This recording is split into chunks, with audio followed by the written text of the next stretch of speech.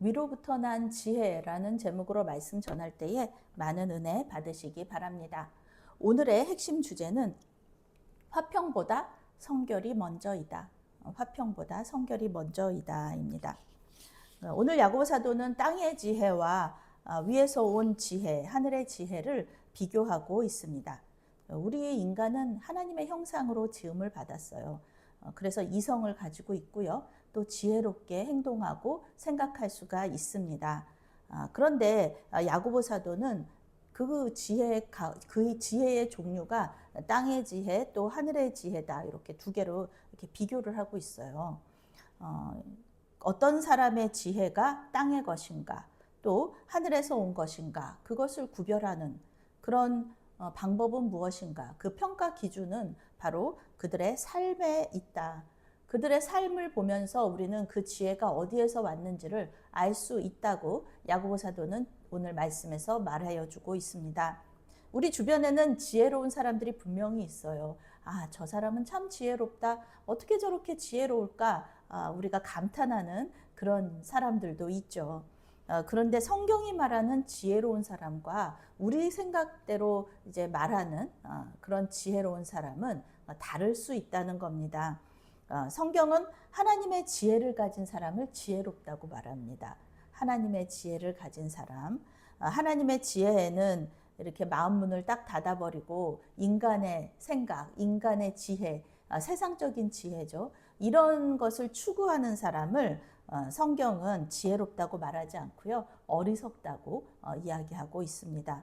야고보 사도는 오늘 말씀에서 지혜로운 사람은 친절하고 선한 행동을 한다, 이렇게 말하는데요. 물론 여기서 말하는 선한 행동은 단순히 착한 행동이 아닙니다. 야고보 사도는 우리 믿는 사람들한테 주는 그 말씀을 오늘 전하고 있는 것이잖아요. 믿지 않는 사람들도 선하고 착한 행동을 합니다.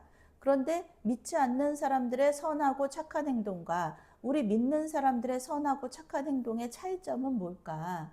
그것은 바로 하나님의 말씀에 순종하는 것. 이것이 우리 믿는 사람들한테는 착하고 선한 행동이라는 것입니다. 믿지 않는 사람들의 착한 행동, 그것은 하나님과 상관이 없어요. 물론 좋은 분들이죠. 그렇지만 그분들이 예수님을 믿느냐? 그건 아니거든요. 그래서 그분들의 선함과 착함과 우리가 믿는 그 선함과 착함은 좀 차이가 있다라고 얘기할 수 있는 것입니다. 야고보 사도는 참된 지혜에서 온유함이 나온다고 말합니다. 온유함이라는 것은 원어적으로 친절하다, 겸손하다, 동정심을 가지고 있다라는 뜻입니다. 특히 온유함이라는 것은 화를 낼 때는 화를 내고 또 화를 내지 않을 때는 화를 내지 않는 이런 분별력을 온유함이라고 말하기도 합니다. 우리 스스로 할 수 있는 태도가 아니에요. 구원의 징표이면서 이것은 성령의 역사입니다. 우리는 쉽게 분을 내잖아요. 우리는 또 쉽게 친절과 겸손하다가도 어떤 사람한테 분노하게 되지 않습니까? 그래서 온유함이라는 것은 우리 힘으로 할 수 있는 것이 아니라 오로지 성령께서 우리를 도와주셔야지 할 수 있는 일이다. 온유함의 표본이 바로 예수님 아니십니까? 야고보 사도는 구원받은 사람이라면은 당연히 이 하나님과 사람들 앞에서 분노하지 않고 겸손하고 온유한 자세를 가질 수 있다. 그리고 가져야 한다라고 말하고 있습니다. 그러면 땅의 지혜, 세상적인 지혜는 어떤 특징을 가지고 있을까요? 세상적인 지혜는 독한 시기와 다툼을 낳습니다. 시기는 잘못된 열정이에요. 다른 사람들에 대해서 분노하는 것이에요. 어떤 강력한 열망으로 분노합니다. 우리는 어떤 사람을 비판하고 그 사람에 대해서 강한 감정을 느낄 때, 질투의 감정, 또 시기의 감정을 느낄 때 우리 마음 깊은 곳을 성찰해 봐야 합니다. 우리 마음 깊은 곳에서 무엇이 느껴지는가? 그 사람에게 시기와 질투를 느껴서 그 사람에 대해서 분노하고 비판하지는 않는가? 그럴 수 있어요. 영어 성경은 다툼을 이기심으로 번역합니다. 이기주의자들은 이익을 얻기 위해서 품위를 떨어뜨리는 사람입니다. 자신의 유익을 위해서 다른 사람을 설득할 때 그것이 다툼으로 이어질 수 있어요. 여기서 자신의 유익이라는 것은요, 단순히 눈에 보이는 그런 이익이 아니고 영향력과 같은 눈에 보이지 않는 것까지를 다 포함합니다. 내가 옳다는 것을 증명하고 싶은 그 이기심, 토론이나 이런 거에서 다른 사람들을 설득하는 것을 뛰어넘어서 다른 사람들을 비난하고 비판하면서 마지막까지 그 사람을 이기려고 하는 마음, 이런 것이 이기심일 수 있습니다. 내가 옳다는 것을 증명하고 싶은 거죠. 다른 사람들을 나보다 못하게 여기는 오만함, 이것이 교회 공동체를 분열로 이끌어 갈 수 있다는 것입니다. 그래서 우리 그 선배 목사님들은 그런 얘기해요. 구원과 상관없는 문제에 대해서 너무 열을 내지 말라. 성도님들하고 같이 이야기할 때 구원과 상관없는 문제에 대해서 너무 이렇게 강하게 다투다 보면은 그것이 선한 결과로 이어지지 않는다는 것이죠. 서로를 상처 주게 되고요. 분열과 갈등으로 이어질 수 있다고 우리 선배 목사님들을 항상 얘기해 주시는 거죠. 그것이 이제 하늘에서부터 온 지혜라고 할 수가 있겠습니다. 우리는 이기고 싶어 하는 욕망과 이기적인 야망을 그 정의와 환대로 덧입힐 수가 있어요. 예수만이 구원의 길이라는 성경의 가르침을 동의하고 싶지 않은 거예요. 성경에서 말하는 것에 동의하지 않고 성경이 틀렸다라고 말하는 것이죠. 어떻게 생각하면 성경이 틀렸다라기보다는 그 방법도 있지만 다른 방법도 있다라고 얘기하는 거죠. 그래서 지혜로운 것처럼 보이는 사람들이 다른 구원 방식, 예수님만이 길이라는 이 구원 방식이 아니라 다른 구원 방식을 얘기하면서 아주 탄탄하게 이론을 구축합니다. 지혜로운 것처럼 보이고 모든 사람을 사랑하는 것처럼 보이지만 결국은 하나님의 뜻에 반하는 어리석은 사람들이고요. 그들의 구원 방식은 거짓말이다. 야고보 사도는 이러한 지혜는 땅 위의 것이다. 세상적인 것이다 라고 말합니다. 이 지혜는 믿음에서 나온 것이 아닙니다. 하나님으로부터 나온 것이 아니기 때문에 경건하지도 않고 정욕적이에요. 말씀의 영이신 성령의 인도하심을 받지 않는데 어떻게 그 구원론이 하나님께로부터 나왔다라고 할 수 있겠습니까? 세상적으로 탄탄한 이론일 수는 있지만 이 이론이 하나님의 도움으로 이루어졌다고 말할 수는 없는 것입니다. 야고보 사도는 이러한 세상적인 지혜의 근원이 마귀라고 분명히 말하고 있어요. 마귀의 목적은 무엇입니까? 우리를 잘되게 하는 거가 마귀의 목적이 아닙니다.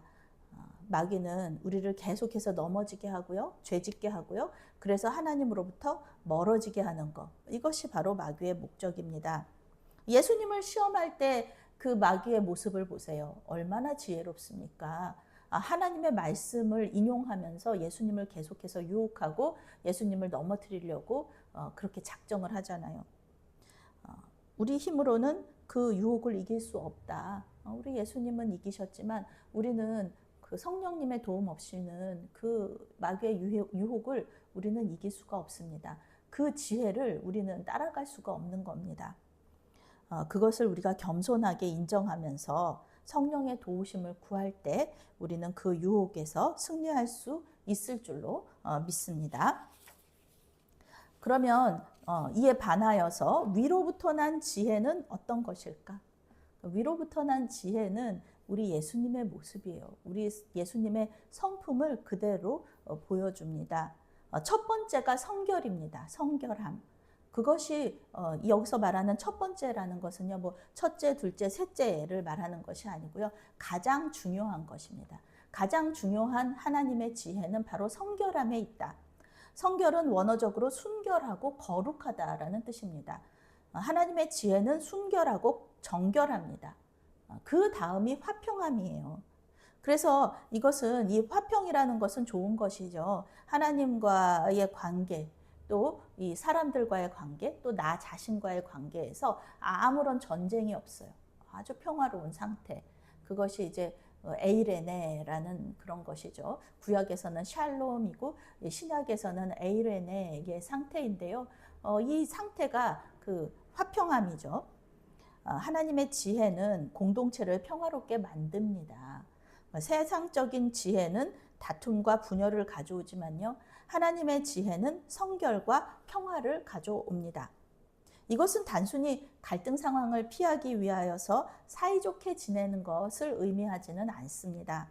싸우지 않기 위해서 악과 타협하는 것, 그것은 이 지혜가 아니라는 것이죠.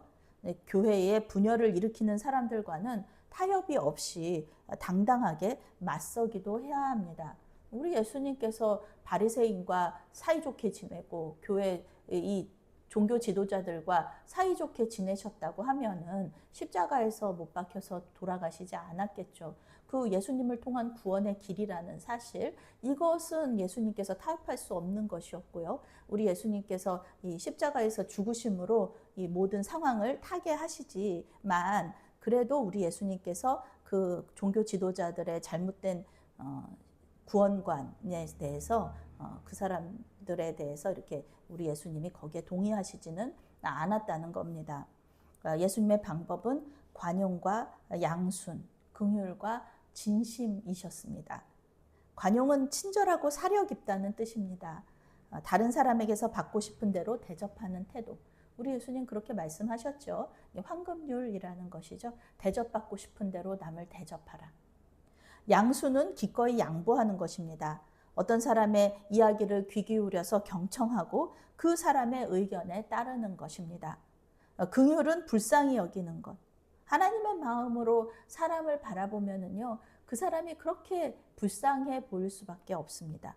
그래서 그 사람을 용서하는 것이죠. 또한 편견이나 거짓이 없이 사람들을 대하는 것. 이런 것이 바로 화평하게 하는 사람들입니다. 영어 성경은 18절 말씀을 다음과 같이 번역합니다.